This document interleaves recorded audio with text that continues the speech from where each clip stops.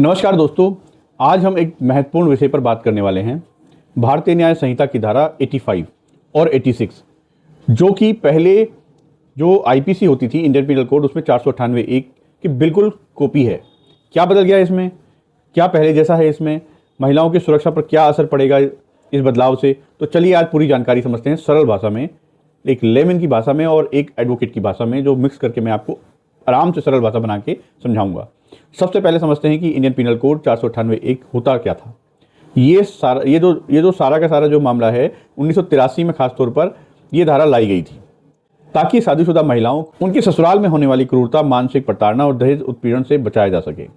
जानबूझकर की गई ऐसी हरकत जिससे महिला की जान, उसके अंग, मानसिक और शारीरिक स्वास्थ्य को खतरा हो, उससे बचाव के लिए लाई गई थी। फ्रेंड्स, दहेज या किसी भी अवैध मांग को पूरा कराने के लिए किया गया उत्पीड़न भी इसमें शामिल है। अब बात करते हैं भारतीय न्याय संहिता यानी कि BNS 2023 की धारा 85 और 86। ये दोनों धाराएं इंडियन पीनल कोड 498 जो धारा है उसकी एकदम बिल्कुल यानी कि वर्बेटिम है, यानी कॉपी है। अगर पति या पति का कोई रिश्तेदार किसी महिला के साथ क्रूरता करता है तो उसे 3 साल तक की सजा और जुर्माना हो सकता है। ठीक वैसे ही जैसे 498A में था।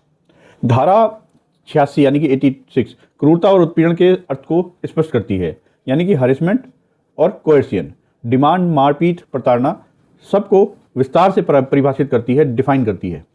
बहुत लोग मुझसे पूछ रहे थे कि अगर दोनों में कोई भी बदलाव नहीं है तो नई धाराएं क्यों बनाई गई हैं। तो मैं इसका जवाब भी दे देता हूं कि नई धाराएं क्यों बनाई गई हैं। देखिए, कानूनी निरंतरता यानी कि लीगल कंटिन्यूटी बहुत जरूरी है, जिसमें महत्वपूर्ण जो पॉइंट्स हैं या मुख्य बिंदु हैं वो क्या आते हैं। Number 1, verbatim reproduction. धारा 85-86 बिल्कुल उसकी कॉपी है किसकी? 498A की, यानी कि सुरक्षा वही, भाषा वही, सजा वही। दूसरी बात है कि हम लीगल इन्फॉर्मेटिव को इस तरह समझ सकते हैं, 498A पर जो भी जितने भी सालों से सुप्रीम कोर्ट और हाई कोर्ट के जजमेंट्स हैं, आज वे लागू होंगे, हमेशा आगे लागू रहेंगे। इसके अलावा पॉलिसी कंटिन्यूटी जो सरकार ने माना है, महिलाओं के खिलाफ घरेलू हिंसा अब भी एक बहुत बड़ा मुद्दा है, इसलिए कानून को कमजोर नहीं किया जा सकता, उसे करना भी नहीं चाहिए, बल्कि वही हकीकत रखी जानी चाहिए, वही ताकत रखी जानी चाहिए उस कानून की, और उससे ज़्यादा कठोर करना चाहिए। चाहे इंडियन पीनल कोड हो, BNS हो, महिलाओं को मिलने वाली सुरक्षा जैसी की तैसी है। सुरक्षा में शामिल क्या क्या है? नंबर 1, आत्महत्या के लिए उकसाने वाली कोई भी हरकत होगी। दूसरा, गंभीर चोट पहुँचाने वाला व्यवहार होगा। मानसिक या शारीरिक प्रताड़ना दी जा रही होगी। दहेज या अवैध मांग की पूरी ना होने पर परेशान करना, रिश्तेदारों पर दबाव डालना। अब इनकी सज़ा है 3 साल तक की कैद और जुर्माना, और कोर्ट चाहे तो दोनों लगा सकते हैं समान रूप से। 498A को ज्यों का त्यों BNS में क्यों डाला गया है? तो पहला कारण है महिलाओं की सुरक्षा में कोई कमी ना आए, कानून पहले जैसा ही रहे, सुरक्षा कमज़ोर नहीं हो। दूसरा कारण है पुलिस और कोर्ट में भ्रम पैदा ना हो, भाषा बदलने से इन्वेस्टिगेशन और ट्रायल में दिक्कत आती है। अब सब कुछ पहले जैसा ही रहेगा, कोई दिक्कत नहीं है, कोई कन्फ्यूज़न नहीं है। तीसरी बात यह है कि पहले के सारे जजमेंट्स जो हैं नए कानून आने से पहले के, वो सब लागू होंगे इस नए कानून भारतीय न्याय संहिता में। जैसे Anish Kumar versus state of Bihar, ये भी वैलिड होगा। तो दोस्तों, IPC यानी कि इंडियन पीनल कोड 498A और जैसे पहले सख्ती से लागू होती थी, अब भी वैसे ही सख्ती से लागू होती है।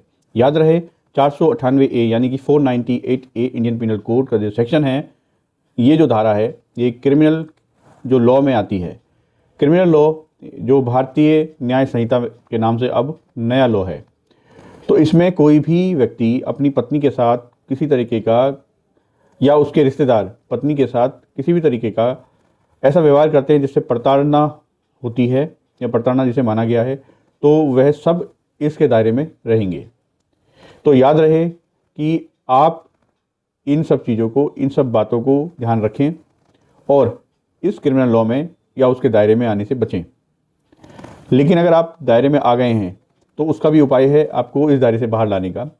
एक अच्छे वकील या वकील साहब को बुक कीजिए, इंगेज कीजिए और अपने इस परेशानी से निकलने का रास्ता निकालिए। आज का वीडियो आपको कैसा लगा ज़रूर कमेंट में बताएं, और मैं आशा करता हूं कि आपको पसंद आया ज़रूर होगा ये वीडियो, तो इसे लाइक कर दीजिए। मेरी आपसे एक और रिक्वेस्ट है कि आप लोग देखते हैं मेरे वीडियोज़ को, नए लोग देखते हैं मेरे वीडियोज़ को लेकिन सब्सक्राइब नहीं करते हैं। प्लीज़ ये सब्सक्राइब ज़रूर करें, मुझे आपके सब्सक्रिप्शन से और मोटिवेशन मिलता है।